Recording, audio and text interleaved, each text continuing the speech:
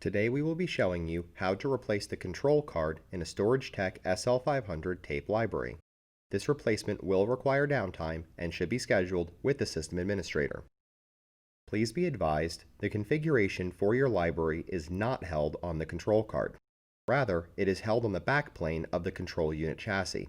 Because of this, you will not need to obtain any of your current settings from the library before performing the control card replacement.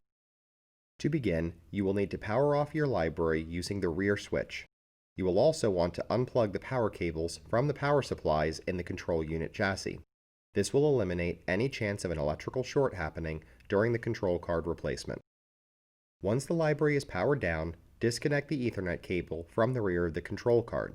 Then loosen both captive Phillips screws that are inside the lock latches for the control card. When both screws are loosened, you will be able to push on the red tabs inside the lock latches and then push the lock latches forward and the control card will be disengaged from the backplane of the chassis. Then you can pull the card straight back and out of the library and set it to the side. Now you are ready to install the replacement control card. Line up the control card in the empty control card bay, ensuring that the edges of the card are properly aligned in the guide rails. Then push the card in slowly until you feel it begin to engage the backplane. Push firmly and secure the card with the lock levers. Then tighten down both Phillips screws to secure the card in the library. Plug the Ethernet cable back into the control card and plug the power cables back into the power supplies. Then power the library on using the switch in the rear.